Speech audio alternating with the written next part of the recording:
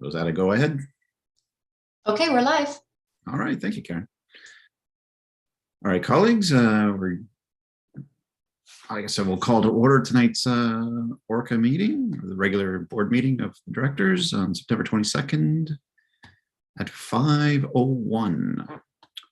So I will start with our land acknowledgement, which is we respectfully acknowledge that we are on the treaty and traditional territory of the Mississauga Anishinaabe. We offer our gratitude to First Peoples for their care for and teachings about our earth and our relations. May we honor those teachings.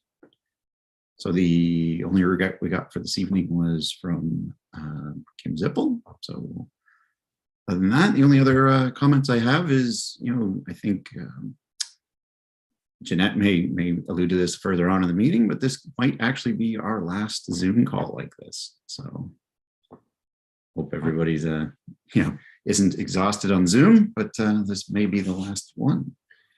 So with that, I'll look for an approval of our agenda. If I can approve her, I got Diane and Sherry. All in favor? Looks good, thank you. I get a disclosure of any conflict of interest from anyone? All right, seeing none. Move on to delegations, which we have none. Which brings us to, can I get approval of the meetings from the August 18th meeting? Joe and Diane, all in favor? Thank you, and we're good. Was there any business arising from those minutes, Jeanette, or are we good to go? Oh, good to go, no business. Moves us straight into reports for approvals. So our first report will be an interesting one. So Jeanette with 2022-062, the contract award Fed Dev washroom construction tender. Please take it away. Thank you, Mr. Chair. Can everyone hear me? Yes? Okay, thank you. Appreciate that. Trying a new setup here at the desk. Yes, so this report was sent to you yesterday, and that was due to the closing of the tender that we had. And I tried a little disappointed in terms of the response that we had. But I don't think that it's anything that we are facing here at ORCA that is different than you would experience in your municipalities as well and out in the world in terms of things, sort of an outcome of COVID as well. And so staff, we spent some time problem solving, really trying to understand, we're trying to put a path forward that would help us utilize the funds as best we could. Late last night at 3 in the morning, I thought of another sort of option that I'll put out there. And I suppose it's 1B. I did let our chair know as well, but I suppose the 1B option might also be just to ask a request from FedDev an extension on the overall timelines for the grant. So we clearly identified our funding deficit that we have in the chart that's on page 2. We did also request that we get some feedback from the contractors who did pick up the bid itself. As I acknowledged in the report, we had 10 contractors who picked it up. And in general, the most feedback that we had heard was that it just wasn't enough time. They did feel there was enough time to complete the work, and that they would have perhaps submitted a bid if there was a longer timeline to get the work completed. And as you know, the timelines are set by the FedDev grant in terms of things. So it is to complete the work by the end of this year. So with that, I also do want to acknowledge that on our meeting, I do have our manager of the lands program, Mr. Jesse James, and both he and I will be able to answer any questions that the board would have. Again, we approach this report as trying to use the grant as much as we can, focus in on the infrastructure that we do know is the most costly. I do want to add one last thing, is that I did reach out to our FedDev liaisons. We actually have 2 of them in this with these projects, and I have a call a deeper discussion tomorrow, and then again hopefully early Monday of next week. So I don't have any particular feedback right today to give the board on what they are feeling might be options in terms of things. So I wanted to let you know that as well. Mr. Chair, I'm happy to answer questions that the board members might have. Sure. And just before I take your question there, Joe, I just want to, if as long as everybody's kind of clear, on what these options are, kind of why we're in that situation. If it's not clear, then please speak up, because we got a big decision to make on this one. So I want to make sure everybody's kind of understands the situation we're in. Right. With that, thank you, Joe. Go ahead. Okay, thank you, Mr. Chair. Jeanette, before we even get to my question, could you please repeat the brainstorm you had at 3 a.m. in the morning and explain again what option 1B is? Yes, Mr. Chair, I'm happy to answer the question. So the 3 o'clock was in the options that I've listed out on page 3. One of them, 1B, possibly could be to not change the scope of the project, or not to request to change the scope of the project, but to in fact ask for extension. And that extension, if it did go into 2023, let's just say early summer of 2023, that would perhaps allow us to go back and negotiate, or to actually put out another tender and see if we can actually get more bids to contemplate that perhaps could bring this price down. We don't know that, but we do know that there might be more interest in it because contractors would have a longer period of time to be able to complete the work. Okay, that was a thought that I had when I read this report, because I think it's safe to say we just can't proceed with the way it's been developed thus far. But we don't know yet, do we, Jeanette? Is this the call you've got into FedDev? We don't know yet whether they will grant us an extension on the project so we can retain the funding. That's a big part of the decision we're trying to make. Mr. Chair, through you, yes. So that is correct. I have no feedback to offer the board tonight from FedDev, and they are 2 liaisons, 2 files, like in essence, on whether they would even contemplate an extension. Would they contemplate a change in scope? There's always the possibility that they might have more money, that they could actually do that. So I don't have any of that feedback to offer in terms for this discussion. Okay, thank you. Thanks, Joe. Andy, you're up next. Yeah, an observation. So, first of all, I think we should do everything in our power to try to maintain and lever what is a substantial grant. So I would be very reluctant for us to concede back. I don't have the report in front of me because I'm traveling, so I don't have a hard copy of it. But it's over $600,000 the grant money, I believe. And so I don't think that we want to let that go. So let me ask you a couple questions. First thing is that our shortfall is what, 175? Is it that the shortfall? It's approximately 168. 168. Okay. So is there any portion of that you would be comfortable releasing from reserves to make up that shortfall? So, Mr. Chair, that is one of the options that the board can consider doing that. And So there are reserves if that is what if the board would like to do. Myself, 168 is too big a chunk to take out of reserves. That's just my own view.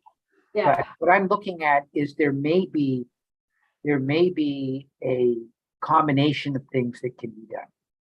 So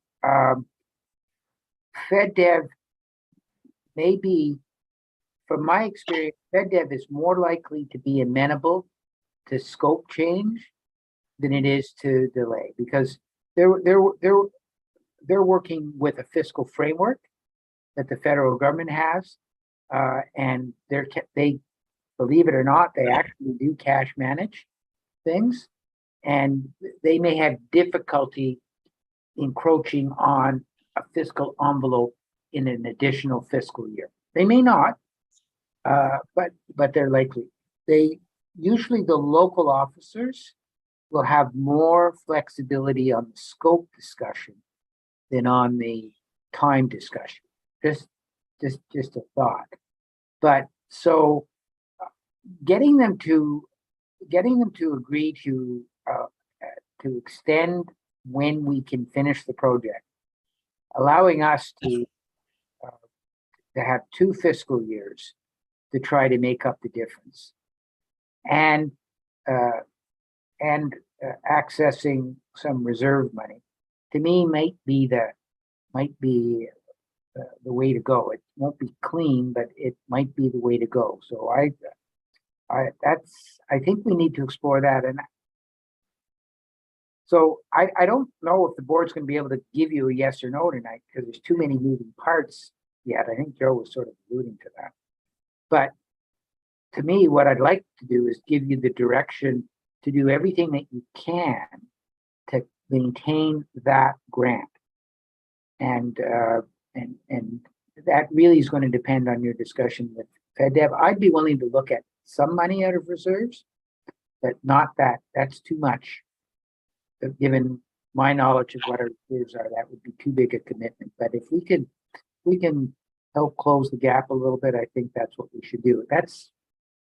I know that's pretty unclear direction, but it's kind of where I'm coming from. as staff, Mr. Chair, we realize that there is a lot of that phrase parts that are moving here still. And I think at the end of the day, I really am looking for direction, in terms of what are the goalposts, and in the recommendations, I framed the goalposts as, doing everything we can to keep the grants, to stay within the window as much as we can in terms of the timelines, and use the budget that we had already established.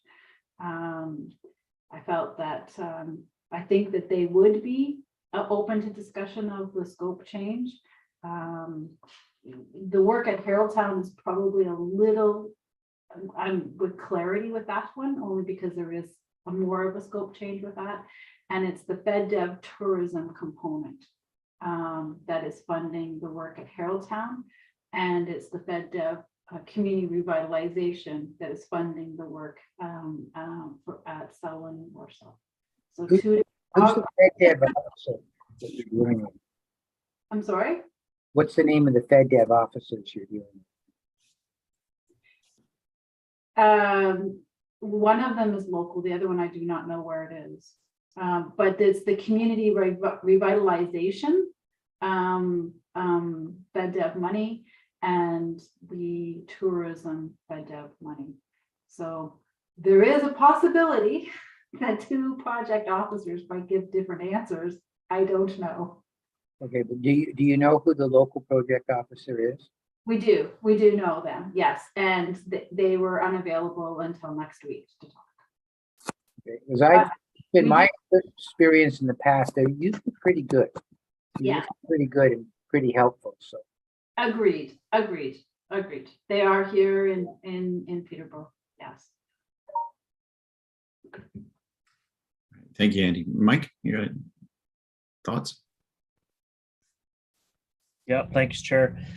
Just a bit of a clarification. So the budget that came with the report has portions of HST included in the budget, and our bid is plus HST.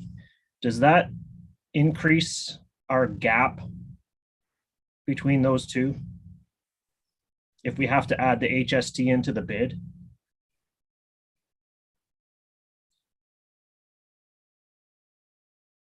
That would be correct, Mr. Chair.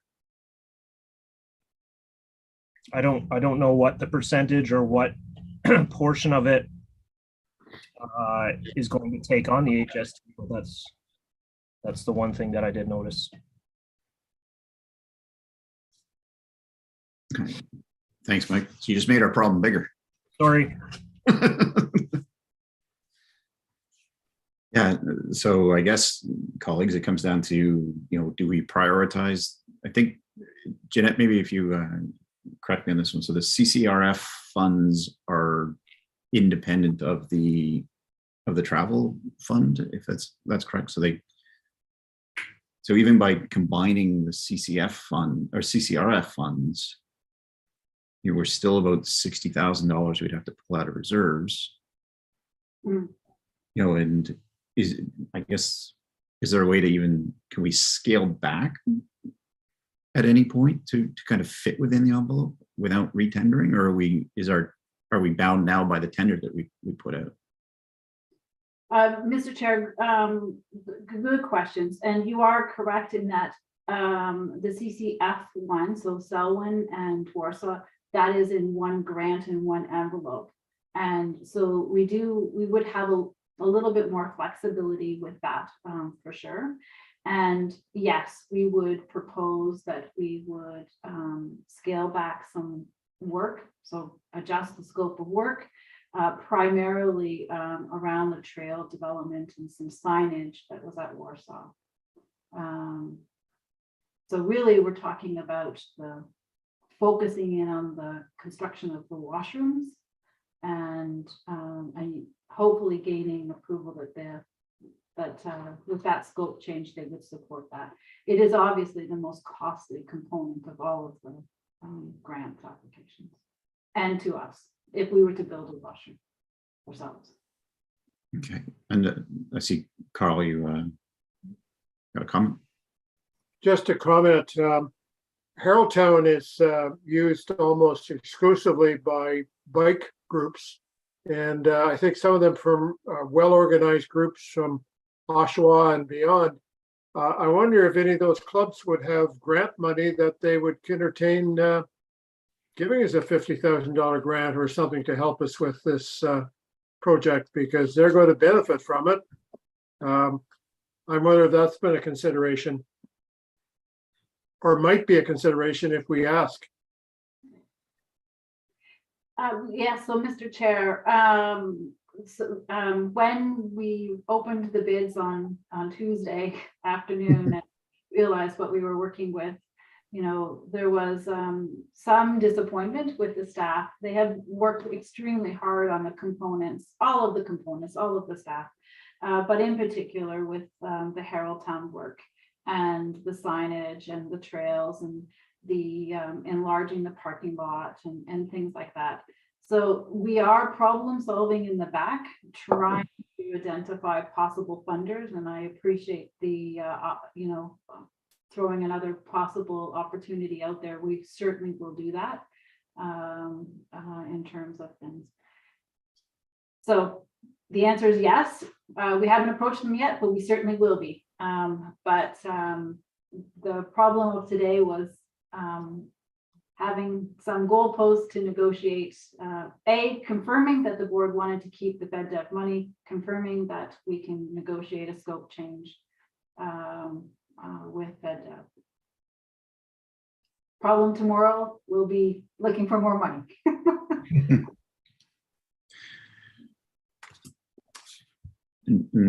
Joe, you got a comment? Well, thank you, Mr. Chair. I know that Jeanette is seeking some sort of direction here from the board, and I think we should try to give that. So this is what I'm going to suggest. I don't know whether the board will agree with me or not. But first of all, this problem that we're facing, Jeanette, I'm sure you're well aware, is quite consistent with just about every tender we've opened up at our township and at the county over the last couple of years. Everything is coming in way over budget cost. And so I'm not surprised that this is no exception. What I think we should do, first of all, is ask FedDev if they would even consider granting an extension to the funding deadline. And if they will, then we can re-tender and give the construction companies more time to complete the project. That will get us hopefully more competitive bids. And I don't know if it'll save us any money, but at least we'll know whether $786,000 is a competitive bid or not.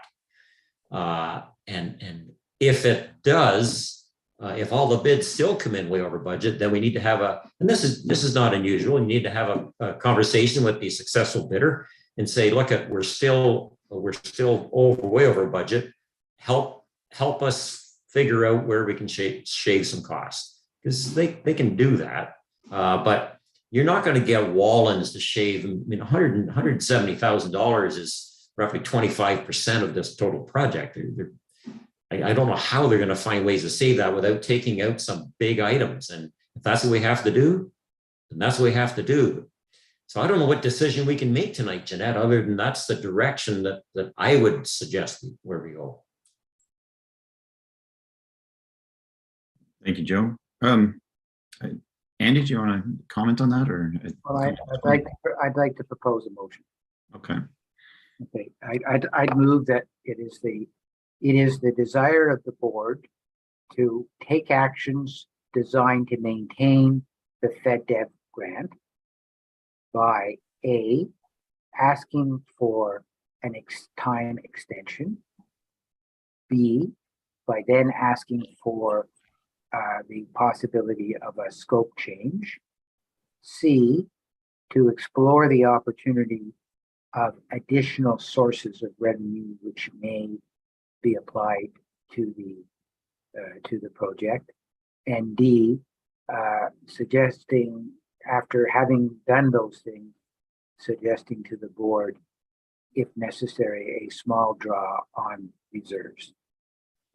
So it basically, yeah, you want to keep it, here's what you need to do, and then you'll have to come back to us with the results of that. That's what I move, and if there's a seconder, it's great. Yeah, I'll take Diane as a seconder. I think a little further discussion here before we call a vote on this one. I think the only thing, Andy, I'm the draw on reserves. Like, should we? I don't know what our feeling is for how much we're willing to draw on reserves. I don't know whether we can determine that now or once all A through C or Harvard looked at. It's put at the bottom of that list because I'm hoping that the recommendation that comes back, that number is 0. But look, if it's 25,000 to make this work, I'd like to know that that's what it is, because I may be inclined to say yes. If it's coming back at, I'll be honest, if it's coming back at 100,000, then I'm going to have to say, well, at least my view would be it's probably a different board. But my view would be that's too rich for us. I'm hoping that it's, all I want to make sure is that option is in there, because if they're close, I don't want to lose it over a small amount. Right. No, fair enough. That's a fair enough approach. Is that workable with you, Jeanette, and staff? Like, we're really just giving you the freedom to go take this back to the drawing board and see if we can figure out whether we can make this work. Is really what it's coming to. It is doable, and I understand. Okay. All right. I see a lot of heads nodding. I don't know, do we want to have a recorded vote on this one in case if there's anybody not liking this plan? It's very hard to keep track on the Zoom screen without a recorded vote, anyway, we'll go all in favor of this motion. All right, perfect. We don't need no needed for the recorded vote. You're good to go. Jeanette, make it happen is the order. I understand. Excellent. All right, thank you. And thanks, board. And Jeanette and I have been kind of struggling with this one for a while now. And as she mentioned, tossing and turning at 3 a.m. trying to figure out how to make this thing work isn't where we want to be, but it fortunately is. All right. Thank you, everybody, on that one. All right, moving on to the next report then is 2022-063, the preliminary performance objectives of 2023. Because one of the objectives is to not be up at 3 o'clock in the morning thinking about where to spend money. I appreciate that. It is because I care. So staff are happy to provide a draft of the 2023 performance objectives. And in our sort of normal pattern of business, we provide this draft for some feedback and comments by the board.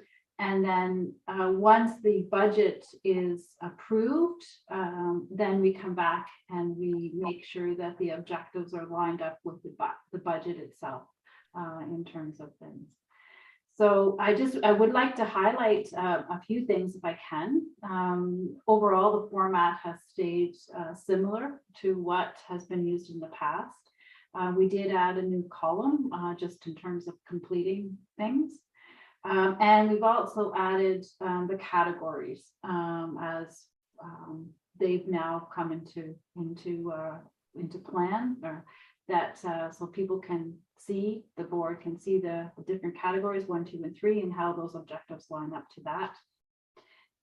We also have some objectives that are good business sense that we would continue to track that and report out on. So some of the objectives remain the same as in our current year.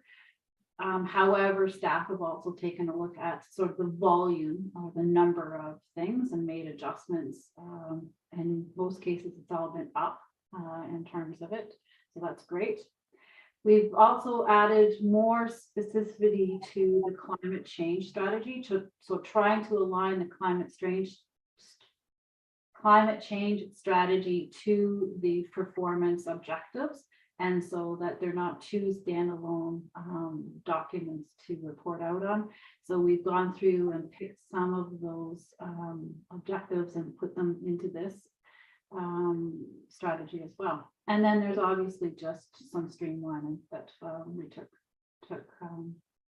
advantage of in terms of the overall objectives.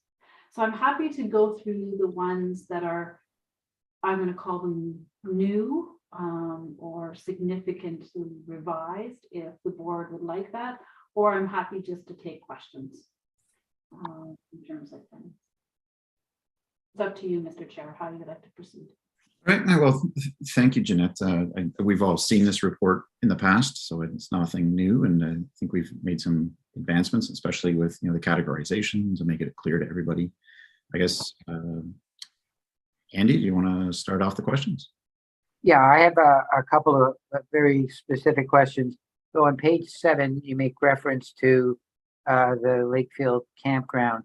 And my question is whether you're ready to go on November the 1st.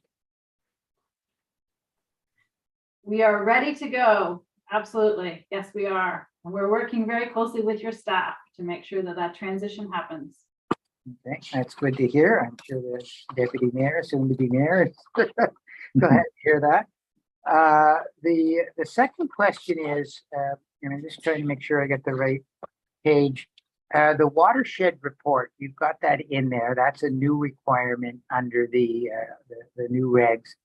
And I'm wondering what you're envisioning that to look like and whether or not you are going to be able to do that internally with internal resources or whether you're going to have to go outside, because that's a brand new requirement that we have. We've never done that before. So, Mr. Chair, first of all, we do actually have more recent guidance from Conservation Ontario on what this document is going to look like. When it was first announced to now, we have A lot more clarity, but B, it's not as broad as one might have thought originally. So we are able to do this in discussion with staff. We are able to do this with our own resources. We do not need to hire anyone to help us. We just require time at our desks to be able to do this, but it is something we want to be able to accomplish in 2023. And we feel confident that we can do that. Okay, that's good to hear. And the other last question I had is on page 13.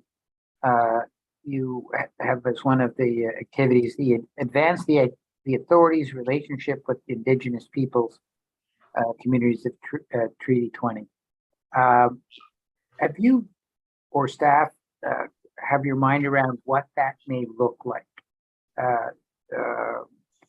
You've got the comment to engage in a meaningful way. I'm interested in knowing if you've had any opportunity to think about what that would look like and what kind of structures you may put around that. Mr. Chair, so I'm happy to respond that we do have some ideas around how what are some meaningful opportunities to do that. And we also, taking from our meeting that we did have with Curve Lake First Nations, they also have some ideas that marry very well with the work that we're doing and projects. So some of it is actually around interpretive signage. Some of it is around enhancing some programs and some partnerships that we actually extend already with our municipalities. So without getting specific, because we wanted more time to have some discussion with our First Nations, but that's roughly what we were thinking and also ideas that they had in terms of opportunities. It would be my opinion, of course, I won't be here for much longer, that when you have a good idea about what that would look like, it would probably warrant coming back to the board to have a specific conversation about that. We're dealing, well, certainly from Selwyn, we have a relationship. I'm sure others have, well, I know Joe does with Hiawatha, and the city has as well. So it would be a good board discussion when you've got some specifics of what that's going to look like. It's always been the desire of our board to engage our First Nations. So it will be good to see what that looks like. Happy to, and I will make sure that I come back with more detail. Thank you. Thank you, Annie. Any other questions or comments? Joe, go ahead. Thank you, Mr. Chair.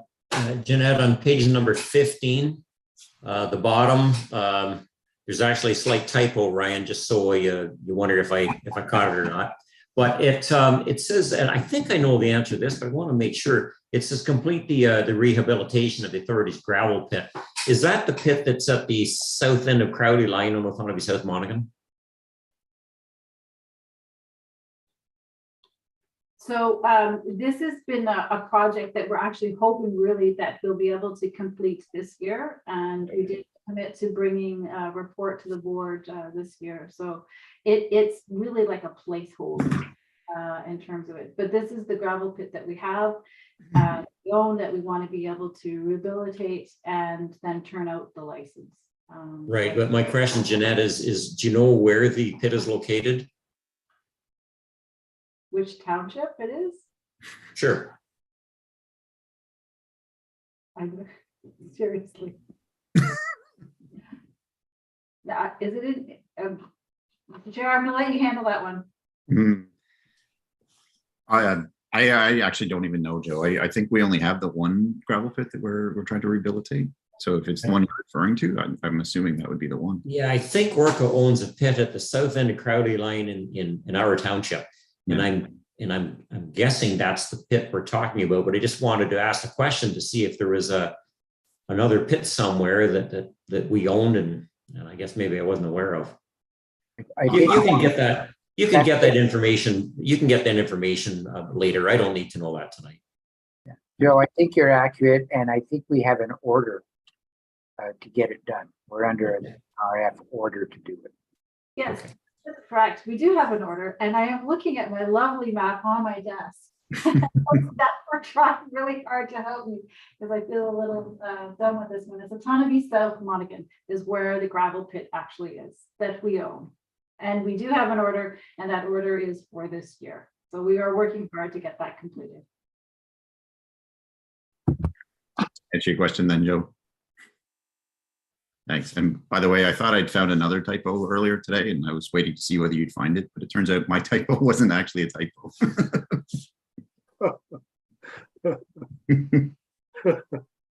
So, any other questions with this report?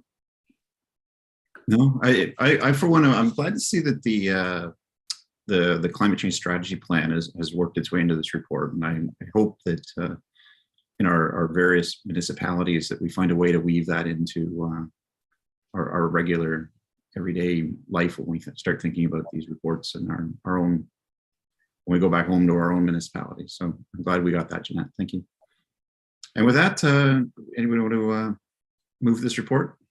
All right, Carl and Andy. I think he vanished for a second, but he's back. So all in favor? All right, so moved. Thank you very much. All right, next report is 2022-064, the transition report, number 2. And Jeanette. Thank you, Mr. Chair. So this report is one that had been developed by our former CIO. There is a requirement to provide a progress update on October the 1st by all the conservation authorities. And so this is the report. There is one amendment that I would like to add if I can. I was happy to join Darrell Dummer Township Council on Tuesday. And they approved the MOU and the cost apportioning agreement on Tuesday, which is good news. So with that, I would like to make that one amendment and then submit it to the province on the due date. All right, any questions? Seeing none, are we good to remove this report? Right, Sherry and Mike, all in favor? As amended, Brian. Say again, I'm sorry. As amended, yes, sorry, as amended. Thank you, Sherry, for keeping me on my toes. And that was moved. So thank you. Our next report is the amendment 2022-065, amendment to the governance bylaw. Thank you, Mr. Chair. So in discussion with yourself and Vice Chair in our regular weekly meetings, came to notice that there's a chance that we won't have a meeting and the timing of the transitions with the election and things. So this is a small housekeeping amendment just to keep our governance bylaw up to date. And so you can see that I'm recommending that we just for the election years, that we have the nominating committee appointed by December the 31st. Currently, it states by the 1st of December. Thank you, Jeanette. That was pretty straightforward. Joe? That was my comment, Mr. Chair. Thank you. It is very straightforward. I'll make a motion to receive the report and approve the recommendation. All right, thank you, Joe. Seconder, Diane, all in favor? All right, so moved. Thank you. All right, that moves us into reports for information. Jeanette, I believe that takes us to 2022-066, your monthly report. Thank you, Mr. Chair. So again, happy to answer any questions that the board might have. I do want to just point out one part of the report, and that we worked very closely with the City of Peterborough staff and Ganaraska Conservation Authority, and we have submitted 2 grants for the flood hazard identification and mapping program. And so this again will help us gather the data, hopefully, and be able to improve our floodplain mapping. So we hope to know by the end of this year if we were successful with these 2 grants. All right, thank you. And Jeanette, I think there's you can probably make a little bit more comment on what's going on with Jackson Creek for the board. Yes, happy to, Mr. Sheriff. So there was a lot of site meetings and discussions with our contractor for that. And so a media release has gone out today. The trail work will start after Thanksgiving. So provide an opportunity for our trail users to use it over the Thanksgiving weekend, and then close it after that for the construction work. We really are hoping that the work, it will only take about 4, maybe 5 weeks at the most. And that's really just going to be dependent on the weather. But we do need to get that work completed again by the end of this year. And we feel confident that it will happen. So happy that that's moving forward. And we also have been putting together some packages, fundraising, sponsorship packages, and going out and talking to a few opportunities, whether they be developers or foundations, to ask to close that gap as well for the Jackson Creek Trail. Excellent. Thank you, Jeanette. And anybody want to receive Jeanette's report? Right. Gary and Diane, all in favor? Thank you, everybody. Right, moving on to correspondence and media coverage. Anybody want to bring anything forward or comment? No? Okay. So I guess we'll, oh, Andy, you're receiving it? Or comment? Well, no, I think Sherry wants to make it. Sherry, are you going to make a comment on the Abbeyfield? Sherry, Andy would like you to make a comment on the Abbey. Well, I just think Sherry is sort of has been on this. So Yeah, so the request came in from this organization, Abbeyfield, to both the township and the county to waive, or rather rent back the fees that would be owing to build this property. It's a nonprofit. And it was approved at both those. So I see now they've requested it from ORCA, and we've sent a response that we're waiving. So thank you very much. Excellent. Thank you, Sherry. And yeah, it was a great cause. So I'm glad we were able to do that. Anything else? Or are we ready to receive the media coverage? Anyone? Sherry, you want to receive it? Perfect. Second. Sorry, I missed the hands. Oh, I see a yes from Joe. I like that. All in favor? Excellent. Thank you. I guess media highlights kind of fell into that same category, unless somebody wants to look at it separately. Okay. Brings us to open forum. Anybody have anything they want to bring forward? It is election season, so feel free to grandstand for a little bit if you like.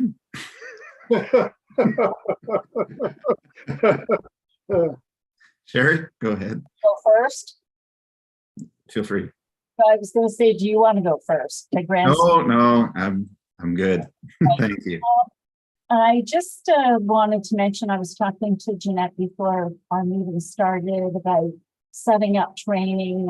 There's an awful lot to learn for someone who's new to the board, and Jeanette's going to have to try and navigate around all the other training that the different townships are doing and the county's doing. So it is important though, and usually the board members that are returning also join in on that those training sessions. So I believe last term, and the new people can attest to this or not, but I think there was one every week for a few weeks, was there not? Andy, do you recall? yeah, Dan, I think did it over 3 weeks, and I remember we met one time at the Bridge North Library and one time somewhere else, and so yeah, we did it.